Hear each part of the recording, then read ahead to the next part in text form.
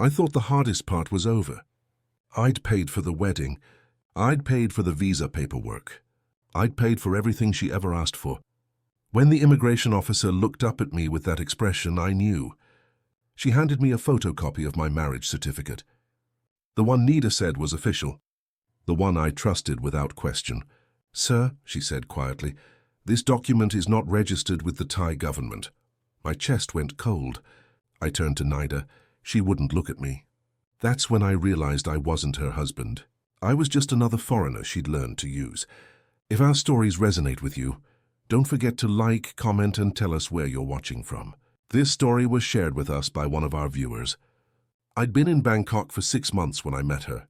6 long months of sitting alone in my apartment, watching the ceiling fan spin in lazy circles, wondering if I'd made the biggest mistake of my life by leaving Michigan. My second divorce had finalized 3 months before I bought the one-way ticket. Karen took the house. Linda before her took half my pension. My kids stopped calling after the second marriage fell apart. I guess they got tired of watching me fail. So I ran. That's what you do when you're 62 and have nothing left to lose, right? You fly halfway around the world and pretend it's a fresh start. You tell yourself that palm trees and cheap beer can fix what's broken inside you. You lie to yourself because the truth is too heavy to carry anymore. The expat bar on Sukhumvit became my second home. It wasn't much to look at. Just a dark room with too many TVs showing sports nobody really watched, and beer that was cheaper than water back home. The other guys there were like me. Divorced, tired, running from something they couldn't name. We'd sit there night after night, drinking Chang and telling the same stories about the lives we left behind. About wives who stopped loving us, about kids who grew up and moved away. About jobs we worked for 30 years that gave us nothing but a handshake and a pension that barely covered rent. We were ghosts, really. Just floating through Bangkok, trying to feel alive again. I was nursing my third Chang of the night when she walked up to my table. "Mind if I sit?" she asked. Her English was clear, barely accented. I looked up. She was maybe 35, wearing jeans and a simple white blouse. No heavy makeup. No tight dress clinging to her body like the other women in the bar. She didn't look like she was working. She looked normal, real. "Sure," I said, gesturing to the empty chair across from me. "I'm Nida," she said, extending her hand across the table. I shook it. Her grip was firm, confident. Not the limp, delicate handshake I'd gotten used to from other Thai women I'd met. "Louis," I said. She ordered a Coke, not a cocktail, not a beer, with a suggestive smile. Just a Coke. That surprised me more than anything. In 6 months, I'd learned that nothing in these bars was ever just what it seemed. "You've been coming here a lot," she said, taking a sip. "I've seen you." "Guilty," I said, trying to smile. "Not much else to do, honestly." "You're retired?" she asked. I nodded. "Postal worker, 38 years, delivered mail in the snow, rain, heat, all that." She smiled and it reached her eyes. "That's honest work, respectable." "It was something," I said. "Paid the bills, kept me busy. Now I've got nothing but time." We talked for an hour that first night. She didn't ask where I was from. She didn't ask if I was married or how much money I had. She just talked about Bangkok, about the temple she visited every Sunday morning, about the street food cart near her apartment that made the best pad kra pao she'd ever tasted. She told me about working at a restaurant downtown, about saving up to take English classes at night, about wanting to see the world someday. It felt normal, easy, like talking to an old friend.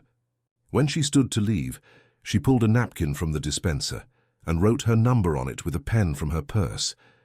"If you want to see more of the city," she said, sliding it across the table, "let me know." The real Bangkok, not just the tourist stuff. I watched her walk out into the humid Bangkok night. I told myself it was nothing. Just a friendly local being nice to a lonely foreigner. I'd heard the stories. Hell, half the guys at that bar had stories about Thai women who seemed sweet at first. But I kept that napkin anyway. I put it in my wallet right behind my driver's license. And 3 days later, when the loneliness got too heavy to carry alone, I texted her. We met at a street market the following week. She was waiting for me near the entrance, wearing a yellow sundress and sandals. She looked younger in the daylight, happy, the kind of happy I hadn't felt in years. "Ready?" she asked, her smile bright. I nodded, feeling nervous for some reason. like a teenager on a first date. She led me through narrow aisles packed with vendors, selling everything you could imagine: counterfeit watches, live chickens in bamboo cages, silk scarves, pirated DVDs. The smells hit me all at once: grilled meat, incense, overripe fruit, sweat. It was overwhelming and beautiful at the same time. She stopped at a food stall and ordered something in rapid Thai, her hands moving as she spoke. 2 steaming plates of noodles appeared within minutes. We sat on plastic stools under a tarp, surrounded by locals who barely glanced at us. "Try it," she said, handing me chopsticks. I did. It was the best thing I'd eaten since I landed in Thailand. Maybe the best thing I'd eaten in years. "You like it?" she asked, watching my face. "I love it," I said, meaning it. She smiled that smile again. "Good. This is real Thailand. Not the restaurants on Khao San Road where they make everything bland for foreigners. This is how we eat." Over the next few weeks, we fell into a routine that felt as natural as breathing. She'd text me in the morning. Something simple. "Good morning, Lewis," with a little sun emoji. We'd meet for lunch or dinner. She showed me temples I'd never heard of, hidden away down side streets where tourists never wandered. She took me on long tailboats down the Chao Phraya River, pointing out landmarks and telling me stories about Thai kings I'd never learned about in school. She introduced me to her favorite coffee shop, tucked behind a 7-Eleven, where an old woman made the strongest Thai iced coffee I'd ever tasted. She never asked for money. She never hinted at it. She'd even insist on paying her own way sometimes, pulling crumpled baht from her purse before I could reach for my wallet. She just wanted to spend time with me. Or at least, that's what I thought. That's what I needed to believe. One evening we were sitting by the river, watching the sun set over the city. The sky was painted in oranges and purples, and the water reflected it all back like a mirror. She was quiet. Too quiet. "You okay?" I asked, turning to look at her. She hesitated, staring at the water. "I had a bad relationship," she said finally, her voice soft. "Before, he was Thai, from a good family. He used me for money, for status, to make his ex-girlfriend jealous. When I couldn't give him any more, when I had nothing left, he just left, like I was nothing." "I'm sorry," I said, not knowing what else to say. She looked at me then, really looked at me. "You're different, Lewis. You don't treat me like I'm just available, like I'm something you can rent. You talk to me like I'm a person." I didn't know what to say. I reached over and held her hand. It felt small in mine. She squeezed back, and I felt something shift inside my chest. Something I hadn't felt in years. Like I mattered to someone. Like I wasn't just taking up space in the world anymore. That night, lying in my apartment alone, I replayed her words over and over. "You're different." Maybe I was. Maybe this time things could actually work out. A week later, everything changed. She called me on a Tuesday afternoon. I could hear the frustration in her voice before she even spoke. "Lewis, I don't know what to do," she said. "What's wrong?" I asked, sitting up straighter.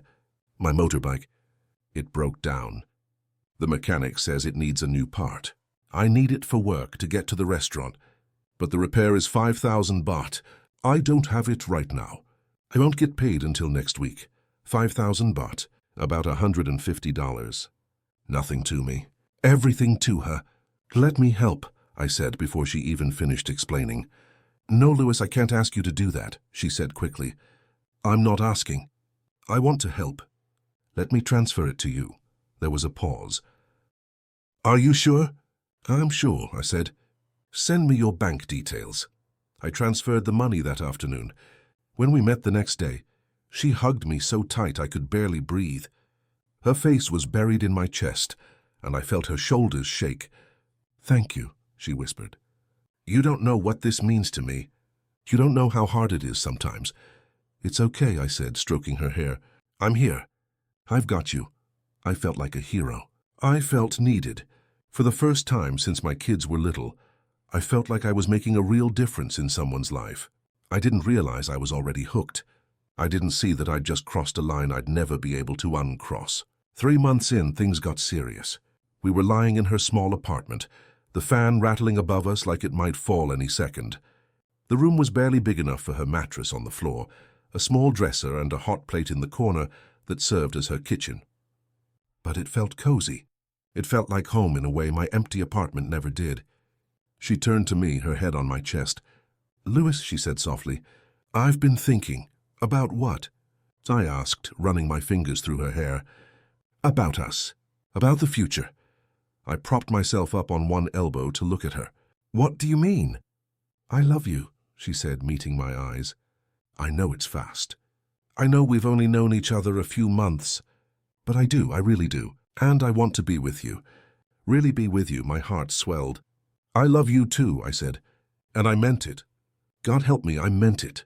"I want to come to America with you someday," she continued. "I want to start a life there. With you, a real life. But for that, we'd need to be married." My stomach tightened. Marriage, I'd failed at it twice already. 2 wives who'd loved me once and then stopped. 2 marriages that ended in lawyers and divided assets and cold silences. "I know it's a lot," she said quickly, seeing my expression. "I know you've been married before. But I'm serious about you, Louis. I'm not like the other girls you see in those bars. The ones who just want money and visas. I'm not playing games. I want a real future with you." I wanted to believe her. God, I wanted to believe her so badly. "Let me think about it," I said. She nodded, kissing my cheek. "Of course. Take your time." But over the next few days, I couldn't stop thinking about it. My buddies at the expat bar weren't encouraging when I brought it up. "Don't do it, man," Steve said, shaking his head. He was from Australia, divorced 3 times. "You barely know her." 6 months? "That's nothing." "She's different," I said, defensive. "They're all different until they're not," another guy added. His name was Mike, from Canada. My buddy married a girl after 4 months. Within a year, she'd cleaned out his bank account and disappeared. "That's not Nida," I said. "She's not like that." They exchanged looks. The kind of looks that said they'd heard it all before. But they didn't know Nida. They didn't see how she looked at me when she thought I wasn't watching. They didn't know how she made me feel. Like I wasn't just some old fool counting down the days until I died. I wasn't some washed-up ex-postal worker with nothing to show for his life. With her, I was someone who mattered. I called her that night. "Let's do it," I said. "Let's get married." I heard her gasp. "Are you serious?" "I'm serious. I love you. I want to spend my life with you." She started crying. Happy tears, she said. "I love you so much, Louis. You won't regret this." I promise you won't regret this. But I would. I just didn't know it yet. We got married 2 months later. It was a small ceremony at a modest venue in Bangkok. Nothing fancy, just a simple room with flowers and a few chairs. Her family was there. Her mother, short and quiet, wearing a traditional Thai dress. She smiled and nodded at me but didn't speak much English. Her cousin Niran was there too, a stocky guy in his 40s who worked in government services, Nida said. He shook my hand firmly, his grip almost too strong. "Welcome to the family, brother," he said, clapping my shoulder. There were a few aunts and uncles I didn't know, chattering in Thai and looking at me with curiosity. None of my friends from the bar came. I hadn't invited them. I didn't want to hear what they'd say. Nida wore a traditional Thai dress, red and gold with intricate patterns that must have taken hours to sew. She looked beautiful. When we exchanged vows, she cried, real tears streaming down her face. I cried too. Standing there, holding her hands, I thought I was the luckiest man alive. I thought I'd finally gotten something right. After the ceremony, there was food and drinks. Her family was warm and welcoming, even though we couldn't really communicate. They'd raise their glasses and toast in Thai, and I'd smile and nod and drink whatever they put in front of me. Niran pulled me aside at one point. "You take care of her," he said, his expression serious. "She's been through a lot. She deserves to be happy." "I will," I promised. "I'll take care of her." After everyone left, Nida pulled me aside. We were standing in the parking lot, her hand in mine. "I'll handle all the paperwork," she said. "The marriage registration, the certificates, all of it. I know people. My cousin knows people. It's easier this way. You just relax and let me take care of it." "You sure?" I asked. "I can help. I can come with you to the offices." No, she said, shaking her head. "It's complicated. Lots of Thai bureaucracy. Forms in Thai. It's better if I do it. Trust me." "Okay," I said, "if you're sure." "I'm sure," she said, kissing my cheek. "Trust me, Louis, I've got this." So I did. I trusted her. Over the next few weeks, She'd come by with documents for me to sign. They were all in Thai, rows of strange letters and stamps that meant nothing to me. "What are these?" I'd ask. "Just marriage registration forms," she'd say. "Standard stuff. Just sign here and here," so I did. I signed everything she put in front of me without reading it, without questioning it, because I trusted her, because I loved her, because I wanted to believe that finally, something in my life was going right. A week later, she handed me our marriage certificate. It looked official. Government stamps in the corner. Our names printed clearly. Our photos from the wedding. The paper was thick, expensive feeling. "We're legal now," she said, smiling wide. "Officially married." I stared at it, feeling a wave of relief and joy. "This is real," I said. "This is really real." "It's real," she said, wrapping her arms around me. "We're really married. You and me," I framed it. I actually went out and bought a nice wooden frame and hung it on the wall of my apartment. Every time I looked at it, I felt proud. I felt like I'd accomplished something. I wasn't alone anymore. I had a wife. I had a future. I had a reason to wake up in the morning. But that certificate, that official-looking piece of paper, was a lie. I just didn't know it yet. Then Nida started talking about the visa. We were having dinner at her apartment, sitting on the floor with plates of somtam and sticky rice when she brought it up. "If I'm going to come to America," she said casually, "we need to apply for a spouse visa." "Okay," I said, scooping up rice with my fingers the way she'd taught me. "How do we do that?" "It's complicated," she said, not meeting my eyes. "We need translations of all our documents, extra copies, certified copies from the embassy. And there are fees. A lot of fees." "How much are we talking?" I asked. She paused, like she was calculating in her head. "Maybe 30,000 baht to start. But it could be more. Depends on what the embassy requires. My cousin can help. He knows people at immigration. He can make sure everything goes smoothly. 30,000 baht, about $900. It seemed like a lot, but what did I know about visa applications? "Okay," I said. "Whatever it takes. I want you to come home with me." "Really?" she asked, her eyes lighting up. "You mean it?" "Of course I mean it," I said. "You're my wife. We're going to build a life together. In America." She kissed me hard. "Thank you, Louis. Thank you so much. I'll start the process tomorrow." I wired the money the next day. 30,000 baht. I felt good about it. I felt like I was investing in our future. Weeks passed. Every time I asked about the progress, she'd say the same thing. "It's delayed. You know how the embassy is. They're backed up. So many applications. We just have to be patient. Can I help?" I'd ask. "Can I call someone? Fill out forms?" "No," she'd say quickly. "It's better if I handle it. They know me. They know my cousin. If you get involved, it might slow things down. You're a foreigner. They might ask more questions." That made sense to me. I didn't know anything about Thai bureaucracy, so I let her handle it. But then the requests for money kept coming. "We need more certified copies," she'd say. 5,000 baht. The translation service charges extra for rush processing. Another 8,000. My cousin needs to pay a facilitator at the embassy. 15,000 more.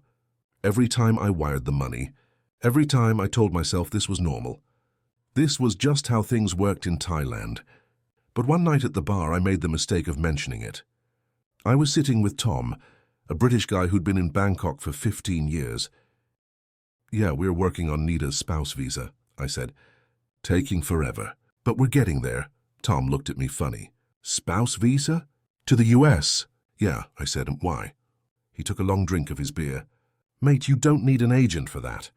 You file it yourself online, through the US Embassy website. It's straightforward. My buddy just did it. Took him a couple months, but he did it all himself." My stomach dropped. "What?" "Yeah," Tom continued. "Cost him maybe 10,000 baht in fees. No agent needed. You just fill out the forms, submit your documents, wait for the interview. That's it." "But Nida said you need an agent," Tom interrupted. "How much have you paid?" I didn't want to answer. "Maybe 50,000 baht," I said quietly. "More than that, actually, but I didn't want to admit it." Tom whistled low. "Jesus, Louis, that's—" He stopped, then put his hand on my shoulder. "Look, I don't want to tell you your business, but you might want to check on that. Make sure it's legit. I went home and stared at the ceiling. The fan spun above me, round and round, and I felt sick. When Nita came over the next evening, I brought it up, casually, like it was no big deal. Hey, I was talking to someone at the bar. He said we can file the visa application ourselves. Online might be cheaper. Her face changed, just for a second. Then she smiled, but it didn't reach her eyes. Who told you that? Just a guy. British guy. He said his friend did it himself. He's lying, she said, her voice sharp. Or he got lucky. It's not that simple for us. Every case is different. My cousin knows people in immigration. He can make sure we don't get rejected. If we do it ourselves, they might deny us. Then we'd have to wait months to reapply. Is that what you want? No, but the money... You don't trust me? She interrupted. Her eyes filled with tears. After everything I've done for you, after everything we've been through? No, I thought you were different, Louis, she said, her voice breaking. I thought you understood. But you're just like everyone else. You think I'm trying to cheat you. You think I'm using you. I don't think that, I said quickly, feeling guilty. I'm sorry. I didn't mean it like that. Do you have any idea how hard this is for me? She continued. How embarrassing it is to ask you for money. To have to depend on you. I hate it so much. But I'm doing it because I love you. Because I want us to have a future. I know, I said, reaching for her. I know, I'm sorry. She wiped her eyes. It's fine, just trust me. Okay? Trust that I know what I'm doing. Okay, I said. I trust you. But I didn't, not really. Not anymore. The doubt was there now. Small at first, but growing. Like a crack in a dam that would eventually break everything apart. The cracks started showing everywhere once I started paying attention. I called Niran one afternoon to ask about the visa status. The number went straight to voicemail. I tried again the next day. Same thing. I tried 3 more times over the next week, nothing. When I mentioned it to Nida, she shrugged. He's busy. You know how government work is. He's probably in meetings all day. Can you have him call me? I asked. Sure, she said. But he never did. I started paying closer attention to the documents Nida showed me. The visa application forms, the copies of our marriage certificate. They all looked wrong somehow. The paper was too thin. The stamps looked photocopied rather than pressed. The signatures were all the same, like someone had traced them over and over. One evening, Nida left her phone on the table while she went to the bathroom. A message popped up. It was in Thai, but I recognized one word. Farang, foreigner. I didn't open it. I didn't want to know. But I couldn't stop thinking about it. Another week passed. I couldn't sleep. My mind kept racing with questions I didn't want to ask. Finally, I worked up the courage. Nida, I said one evening, can I see the visa documents? The ones you've been working on. She was washing dishes in her tiny sink. She froze. Why? I just want to see them. Make sure everything's right. Make sure we're on track. They're at the office, she said, not turning around. Which office? I asked. My cousin's office. I told you. Can we go there? I asked. I'd like to see where he works. Meet him properly. She spun around. Why are you acting like this? I just want to see the documents, Nida. You think I'm lying? She snapped. You think I'm stealing from you? I didn't say that, I said. But you're thinking it, she said. I can see it in your face. You don't trust me anymore. I just want to make sure. I can't believe this, she said, grabbing her purse. After everything I've done, after everything I've sacrificed, you still don't trust me. Nida, wait. But she was already out the door. I sat there alone in her apartment. The sound of traffic drifted up from the street below. I looked at the marriage certificate on her wall, a copy of the same one I had framed in my apartment. I stared at it for a long time, and I wondered if anything about my life was real anymore. That night I couldn't sleep. I lay in bed staring at the ceiling until 3 in the morning. Finally, I got up and opened my laptop. I searched for Thai marriage registration. I found a government website. There was a portal where you could check if a marriage was registered. My hands shook as I typed in the URL. The page loaded slowly. There was a search function. I entered my full name, Louis James Henderson. Then Nida's, Nida Somchai. I hit search. The little loading circle spun, and spun, and spun. Then the results appeared. No records found. I stared at the screen. The words blurred. I refreshed the page. Searched again. Still nothing. No marriage record. No registration. Nothing. My chest tightened. I couldn't breathe. I told myself there must be a mistake. Maybe it hadn't been uploaded to the system yet. Maybe the website was outdated. Maybe I spelled something wrong. But deep down I knew. I knew with a certainty that made me feel sick. Our marriage wasn't real. It had never been real. I closed the laptop. I didn't confront Nida, not yet. I needed to be sure. I needed proof. But I already knew. I'd known for weeks. I just hadn't wanted to admit it. 2 weeks later, Nida called me. She sounded excited. "Louis, good news. We have an appointment at Thai immigration. Next Tuesday." "What for?" I asked. "They need to finalize the marriage registration," she said. "For the U.S. visa application. My cousin arranged it. It's just a formality. We go in, they verify our documents, and then we can submit everything to the embassy." A wave of relief washed over me. Maybe I'd been wrong. Maybe everything was fine. Maybe I'd been paranoid for nothing. "Okay," I said. "What time?" 10 in the morning, she said. "I'll meet you there. Don't worry about anything. Just bring your passport." That week crawled by. I couldn't eat. Couldn't sleep. I kept going back and forth between hope and dread.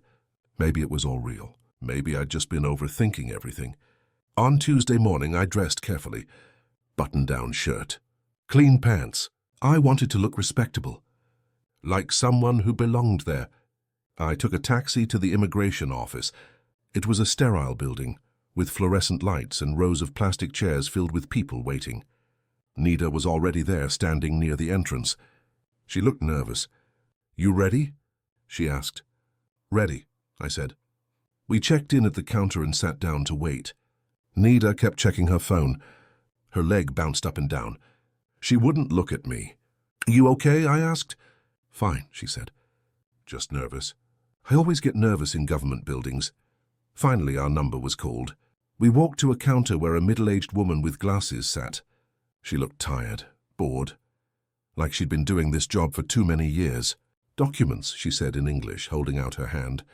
Nida handed over a folder. The officer opened it and started flipping through the papers. She paused, looked at something more closely, then looked up at Nida, then at me, then back at the papers. "This certificate is not registered," she said flatly. My heart stopped. "What?" I said. "This document," the officer said, holding up our marriage certificate, the one I had framed on my wall, the one I'd believed in. "It's not in the system. It's not a legal marriage." "That's impossible," I said, my voice rising. "We got married. We had a ceremony. Her family was there. I signed documents."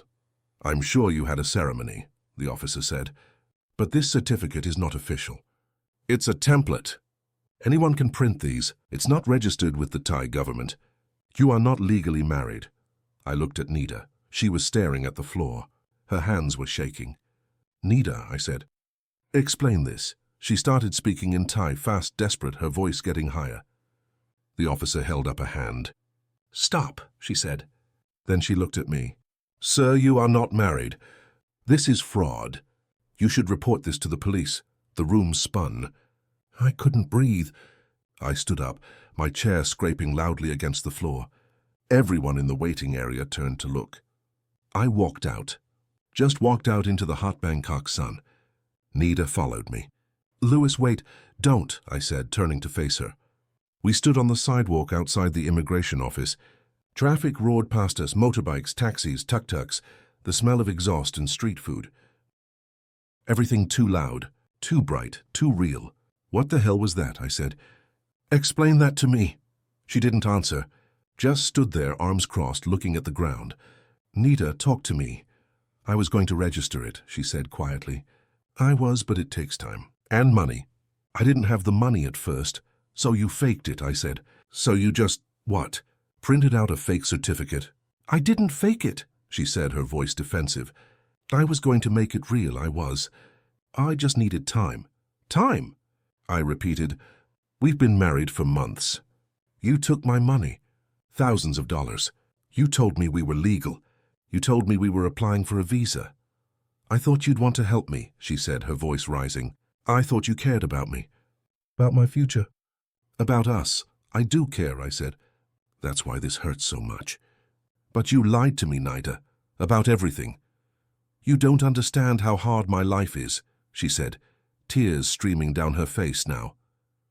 You don't know what it's like to have nothing, to need someone just to survive, to watch foreigners come here with their money and their passports and their easy lives while we struggle for everything. So you used me, I said. The words tasted bitter. She looked away.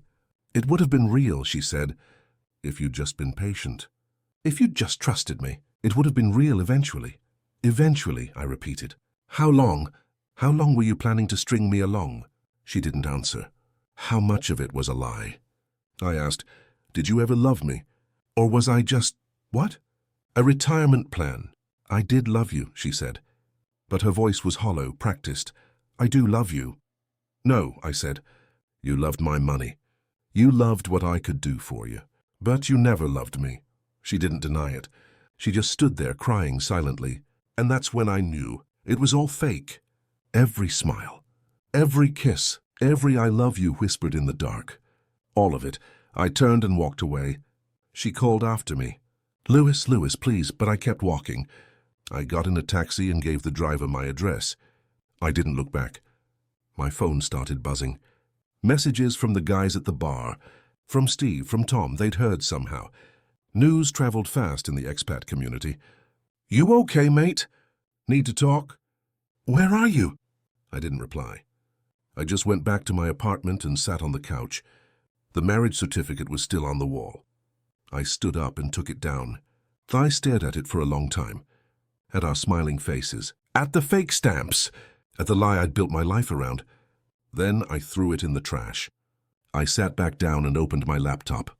I pulled up my bank statements. I scrolled through months of transactions. Wire transfers to Nida. 5,000 baht here. 10,000 there. 15,000. 8,000. 20,000. I added it up. Over $30,000. $30,000 I'd sent to her over 6 months. For her motorbike. For her family. For visa fees that didn't exist. For certified copies that were never made. For an agent who probably didn't exist. $30,000. I closed the laptop and put my head in my hands. I thought about my ex-wives, Karen and Linda. I thought about how I'd blamed them for everything, for the divorces, for taking my money, for ruining my life.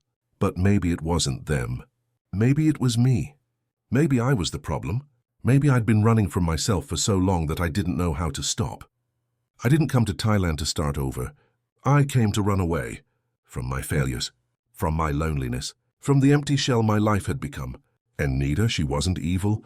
She was just surviving, doing what she had to do in a world that didn't give her many options.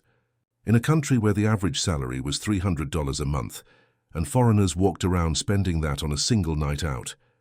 She saw an opportunity. A lonely old man with money and no one to spend it on. And she took it.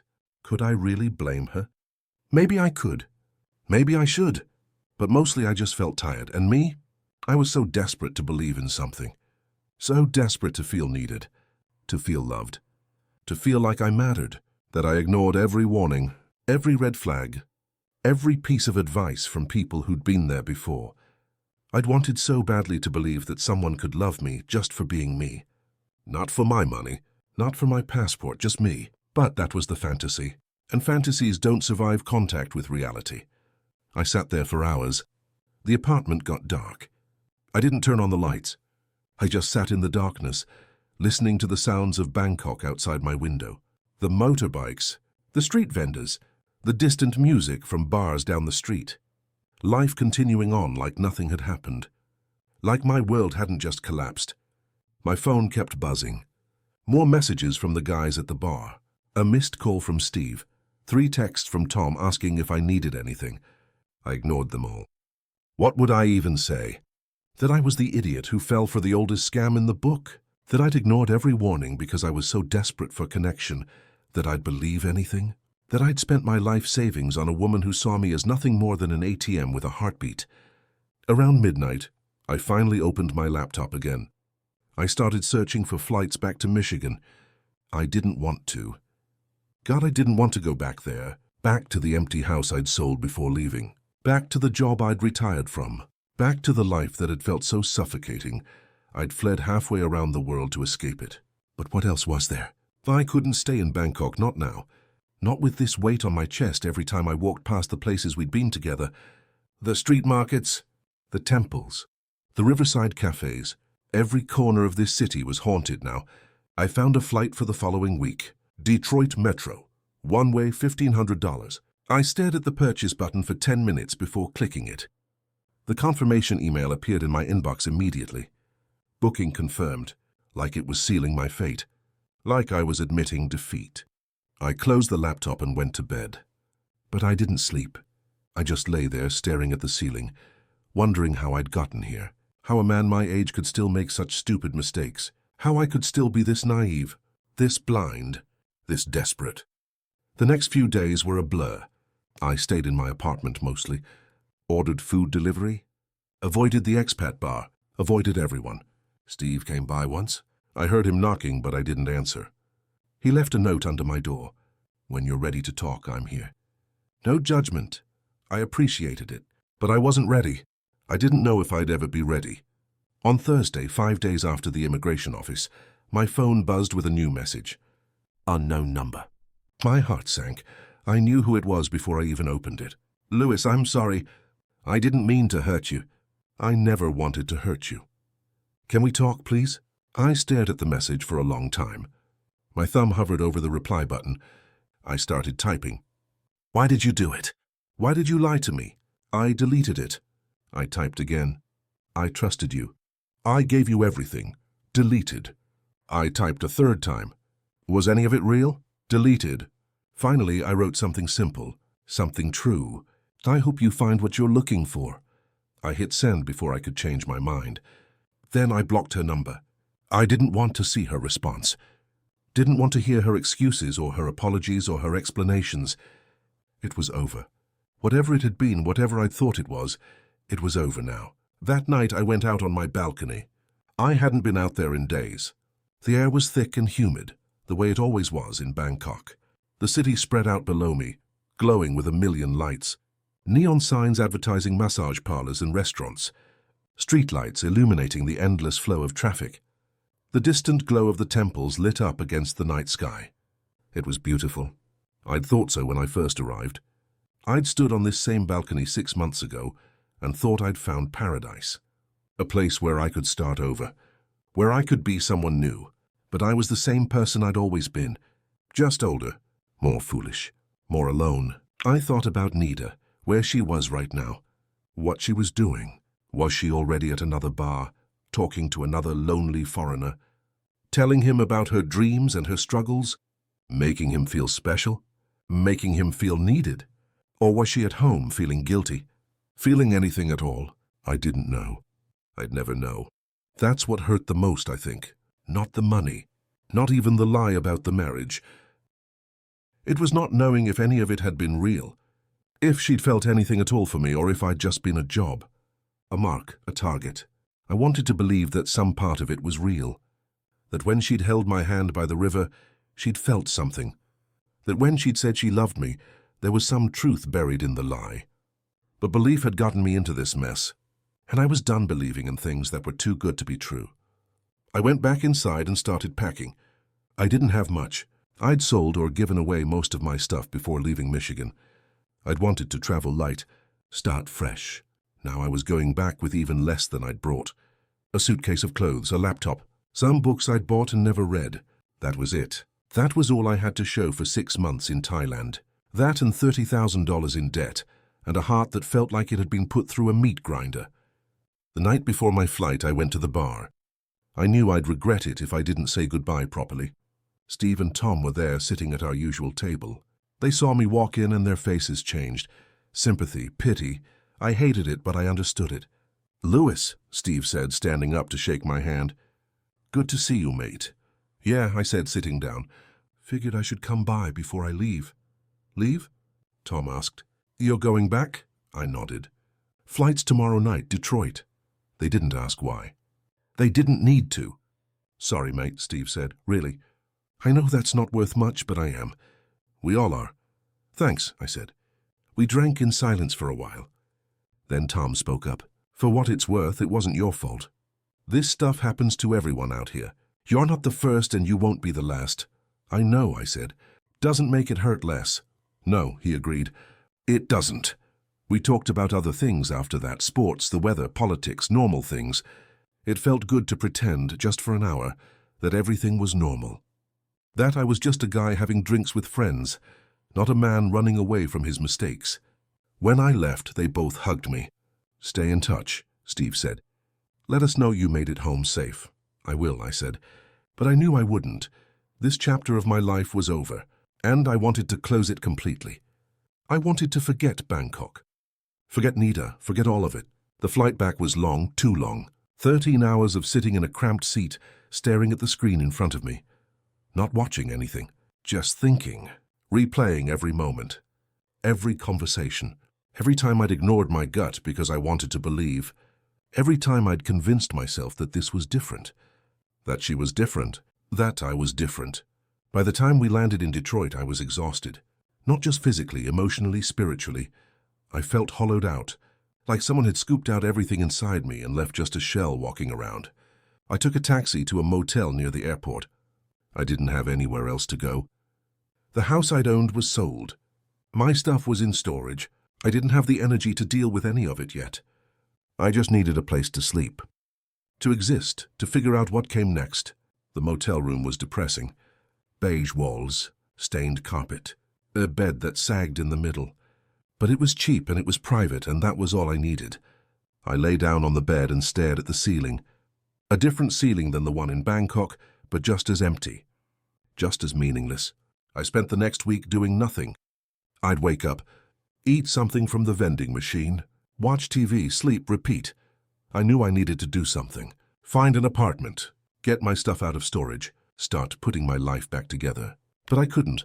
I was stuck, frozen, like my body had given up before my mind could catch up. On day 8, my phone rang.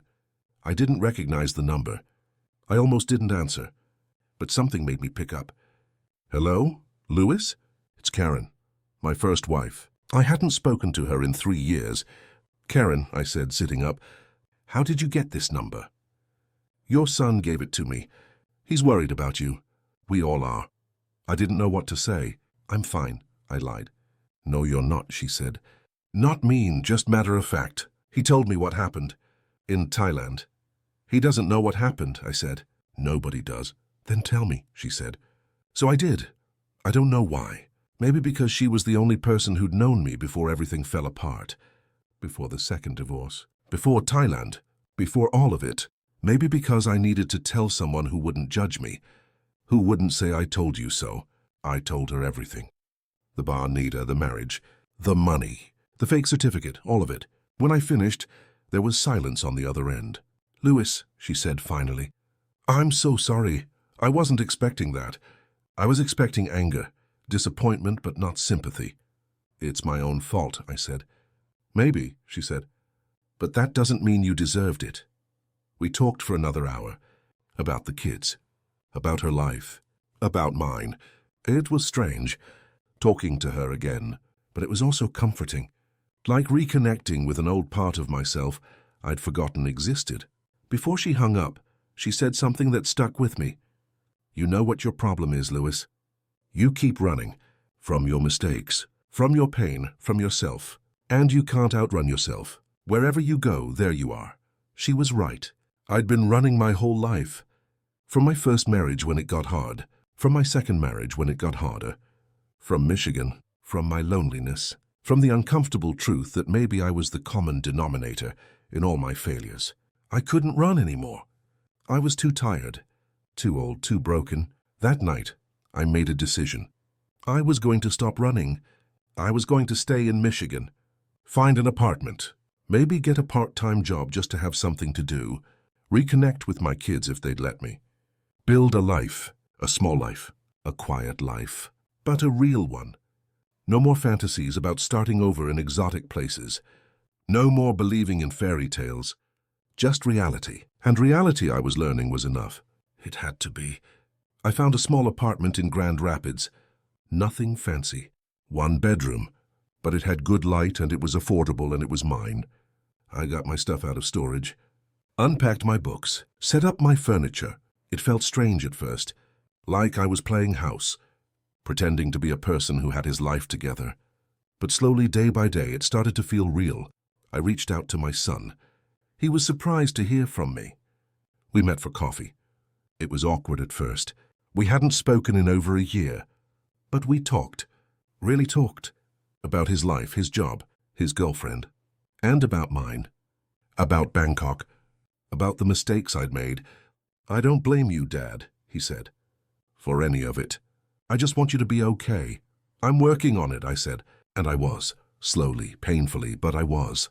I started seeing a therapist, an older woman named Dr. Patterson who didn't judge me, who just listened, who helped me understand why I kept making the same mistakes, why I kept looking for external things to fill internal voids, why I'd convinced myself that a woman half my age in a foreign country could be the answer to problems I'd been carrying my whole life. It wasn't easy. Some days were harder than others. Some days I'd wake up, and the weight of it all would crush me and I wouldn't want to get out of bed. But I did. I got up. I showed up. I kept going. Months passed. Then a year. Life in Grand Rapids was quiet. Boring even. But boring was okay. Boring was safe. I got a part-time job at a bookstore. I joined a book club at the library. I started going to my son's house for Sunday dinners. Small things, normal things. The kind of things I'd spent my whole life taking for granted or running from. But now they felt precious, important, real. I thought about Nida sometimes. Less and less as time went on, but still sometimes. I wondered where she was.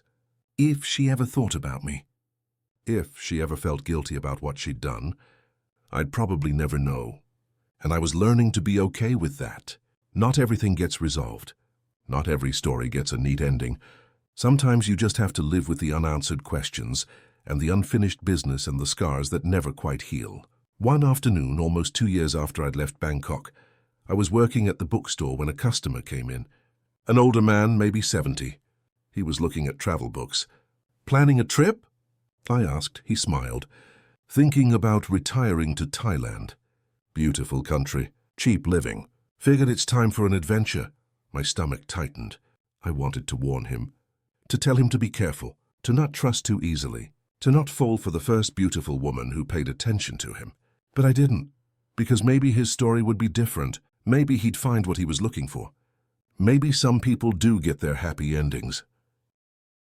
"That sounds nice," I said. "I hope you love it there." He bought a guidebook and left. I watched him go, this hopeful old man with his dreams of paradise, and I hoped for his sake that he was smarter than I'd been. That night, I sat on my small balcony in Grand Rapids. The view wasn't much, just a parking lot and some trees. Nothing like the glittering expanse of Bangkok, but it was mine. It was real, and that was enough. I thought about everything I'd lost. The money, the pride, the belief that I could start over and be someone new. But I'd gained something too, understanding, self-awareness, the knowledge that running away never fixes anything, that you take yourself wherever you go. And if you don't deal with what's broken inside, it'll just break you again in a different place. I didn't hate Nida anymore. I didn't even really think about her much. She was just a chapter in my story, a painful one, an expensive one, but just a chapter. And my story wasn't over yet. I still had time. Not as much as I used to, but enough. Enough to build something real, to be there for my kids, to be present in my own life, instead of always looking for an escape. Enough to maybe eventually forgive myself for being human, for making mistakes, for wanting connection so badly that I ignored reality. We all make mistakes. We all fall for things we shouldn't. We all believe in people who don't deserve it. That's not weakness. That's just being alive. The trick is learning from it, growing from it, not letting it define you. I'm 65 now. My hair's completely gray. My body aches in the mornings. I'm not the man I was when I got on that plane to Bangkok all those years ago, but I'm not the man I was when I got off it either. I'm someone in between, someone who's lived, who's failed, who's gotten back up again, someone who's still here. Still trying. Still learning. And maybe that's all any of us can do. Keep trying. Keep learning. Keep showing up for our lives even when it's hard. Even when we don't want to. Even when everything inside us says to run. Because running doesn't work. I know that now. The only way out is through. So that's what I'm doing. I'm going through it. One day at a time. 1 hour at a time. One breath at a time. It's not the life I imagined. It's not the fairy tale I was chasing in Bangkok. But it's mine. And it's real. And these days that feels like enough. More than enough. It feels like home.